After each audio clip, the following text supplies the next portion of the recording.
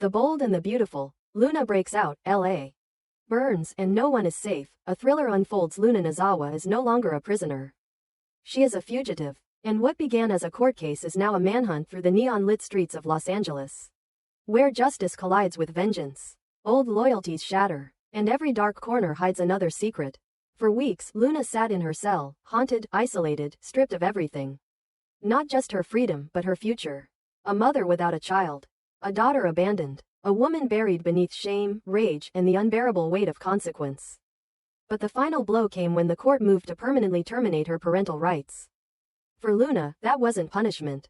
That was annihilation. And she refused to disappear quietly.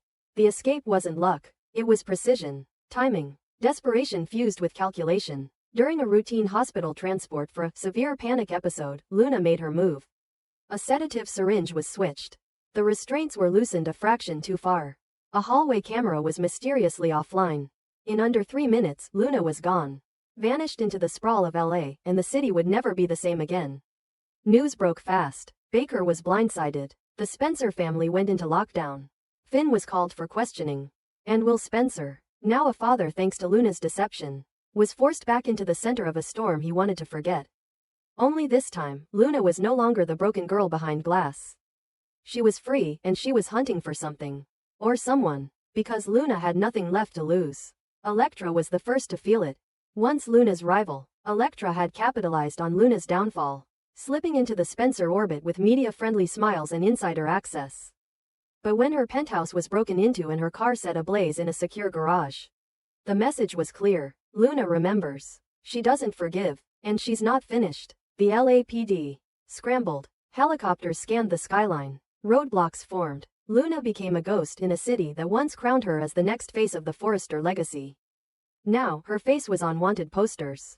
Her story rewritten in headlines. The Spencer Siren, the Cage Queen, the drugged heiress. But the public didn't know the full story. They didn't see the girl who cried behind her locked cell. They didn't know about the pills, the pressure, the poisonous mentorship that shaped her into a weapon. And they certainly didn't know about the man she still couldn't forget, Will.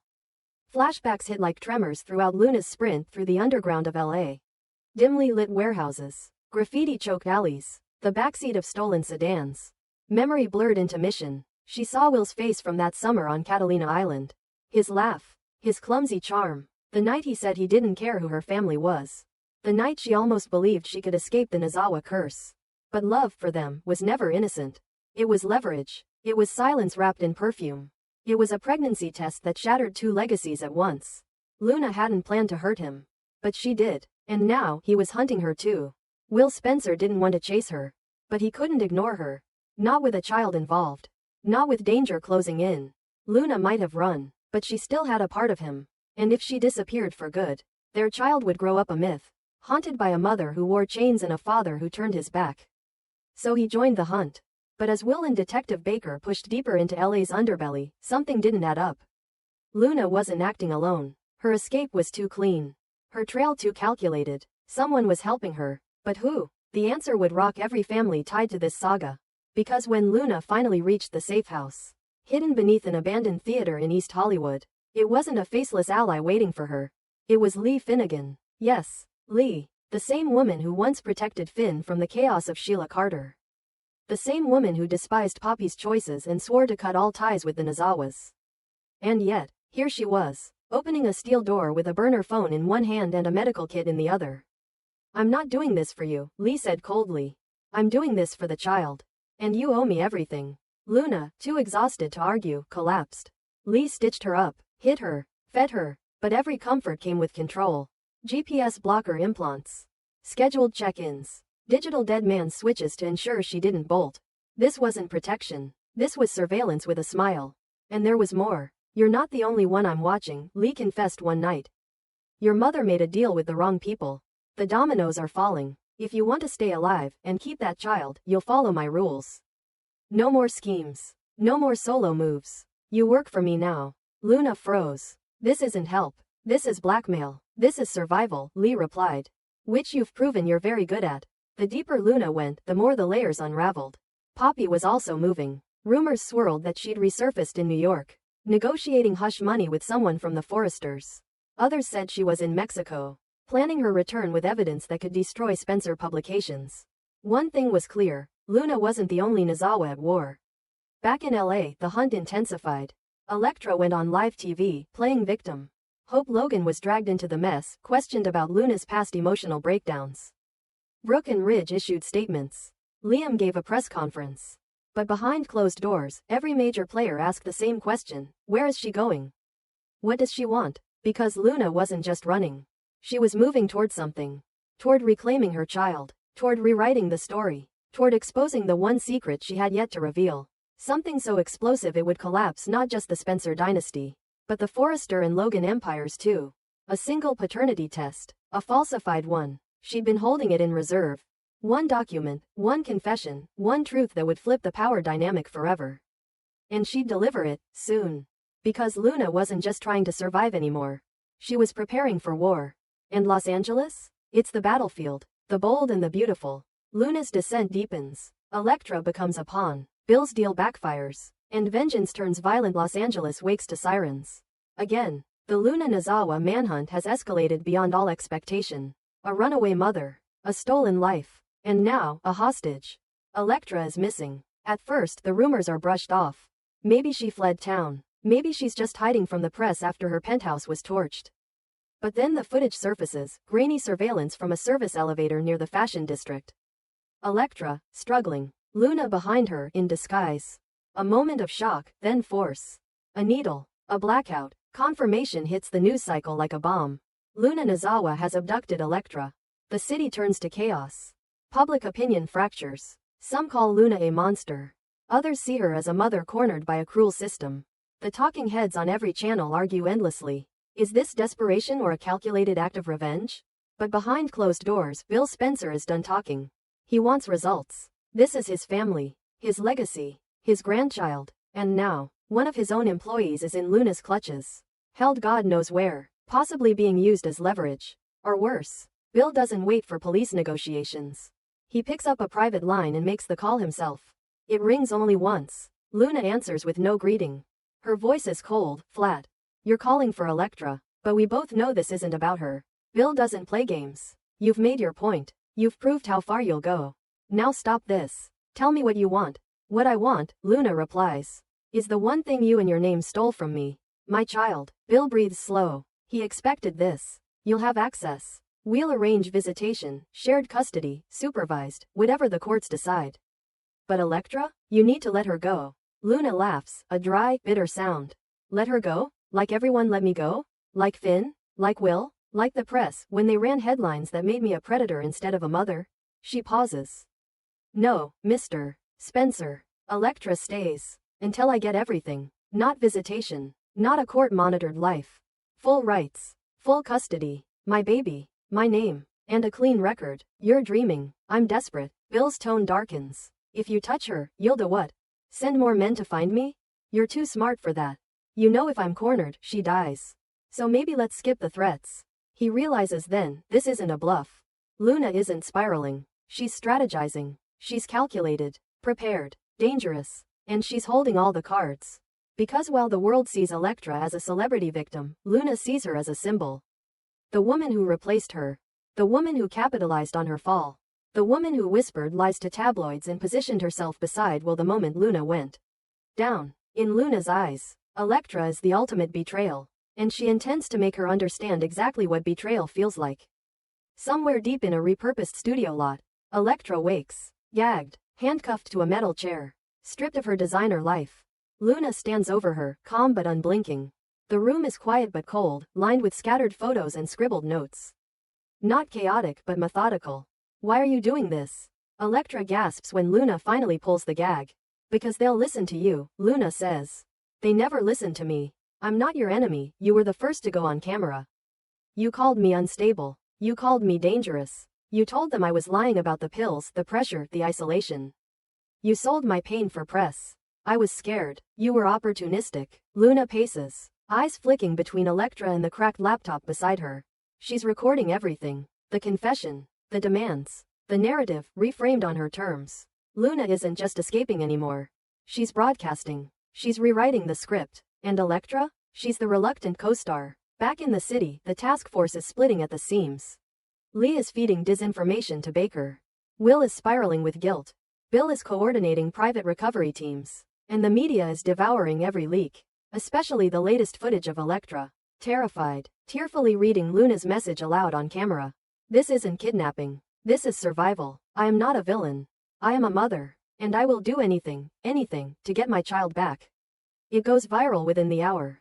Some viewers see madness. Others see method. But no one can look away. Behind the scenes, Bill begins crafting a deal. He's ready to give up custody. Not because he trusts Luna, but because he's done gambling with lives.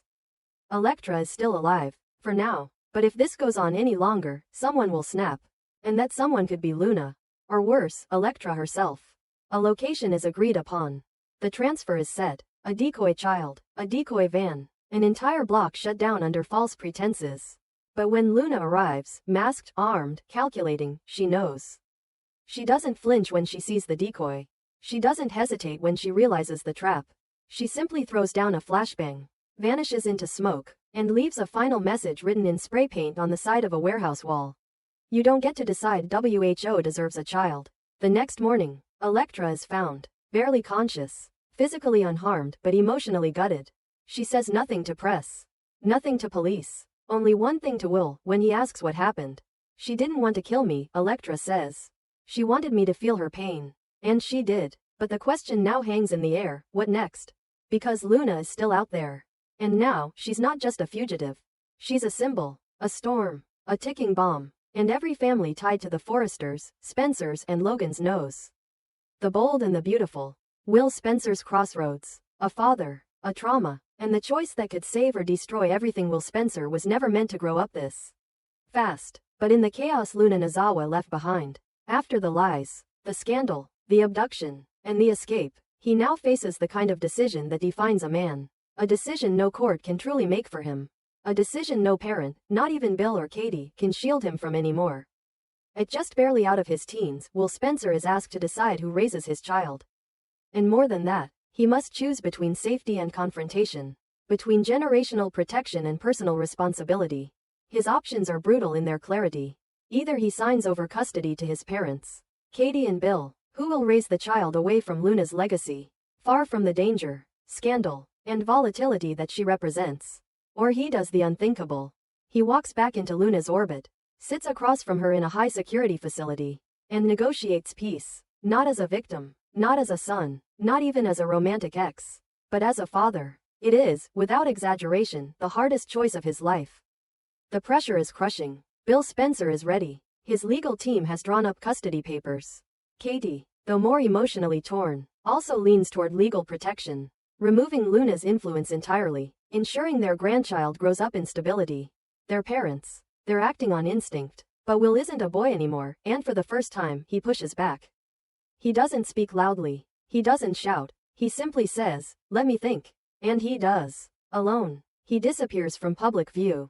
Cancels interviews. Refuses press conferences. Walks away from Spencer publications and hides from family dinners. Instead, he goes to therapy. For the first time, Will allows himself to dig beneath the surface. He talks, really talks, about what happened. About being drugged. About losing control. About waking up to a nightmare wearing the face of a woman he once trusted. About the humiliation, the shame, the rage, and the worst of it all, the confusion. Because the truth is, it wasn't all black and white. Luna wasn't a monster every second of their time together. There were moments of real connection. Of laughter. Of the strange thrill of escaping his family's shadow with someone who saw him. But there were also signs. Emotional manipulation. Half-truths. Intense mood shifts. Sudden demands for loyalty. And Will, too young and too flattered to recognize it, became a target without knowing. Now, in the quiet of those sessions, he finally says it aloud. She didn't love me. She needed me. His therapist doesn't push. Just listens. And slowly, the narrative inside Will's head begins to shift. He starts identifying the cracks. The manipulation. But also, the humanity. He asks himself the hardest question of all, not about Luna, but about the child. What does a child deserve? A clean slate? A life untouched by scandal? Or truth, no matter how messy? He imagines that child one day asking, "Where's my mom?" What will he say? "She went to prison. She was dangerous. I was scared." Or could he one day say, "We tried. We chose peace. For you." That question begins to haunt him. Until one night, long past midnight, he makes the call. Set up the visit. I want to see her. Security is tight. The room is cold. Metal benches. No privacy. A thick sheet of reinforced glass separates them. Luna is led in, wrists cuffed, her expression unreadable. She wasn't expecting him. And certainly not here. Will doesn't speak at first. He just sits, eyes locked on hers. Then, slowly, he lifts his hand and places it against the glass. A long, silent moment passes. And Luna, confused, cautious, does the same. It is the first time they've been this close since everything fell apart. I'm not here for revenge, Will says finally. Or closure. I'm not even here for answers. Luna watches him, lips parted, unsure what's coming. I'm here because we made a child. And that child deserves something better than what either of us has been given. So I'm offering you a deal. Not the courts. Not my parents. Mine. He breathes. You work with me, not manipulate me, not scheme, work. We build a peace. You admit what you did. You work on yourself. You go through every program. Every evaluation. You earn a chance to co-parent. Luna starts to cry. Silent tears. Not performative. Just shattered. Will continues. But if you lie to me again, if you sabotage this, I walk away. Forever. You won't see your child until they're old enough to make their own choice. And they'll know why. Luna whispers, why are you giving me this? Will doesn't hesitate. Because I don't want to become my father. And I won't let our child grow up afraid of one of their parents. There it is. The full circle. Not a boy. Not a pawn. Not a headline. But a father. When the guards take Luna away, Will doesn't cry. He doesn't shake. He just stands up and walks out into the light of the LA. Morning. Outside, Katie and Bill are waiting. Katie looks at her son with awe. Bill, trying to hide his worry, asks, so what now? Will turns to them and says, now we give the kid a future. No more war. He pulls the unsigned custody papers from his pocket and rips them in half. Because Will Spencer just made his choice. Not out of fear, but out of strength. And the bold and the beautiful will never be the same again.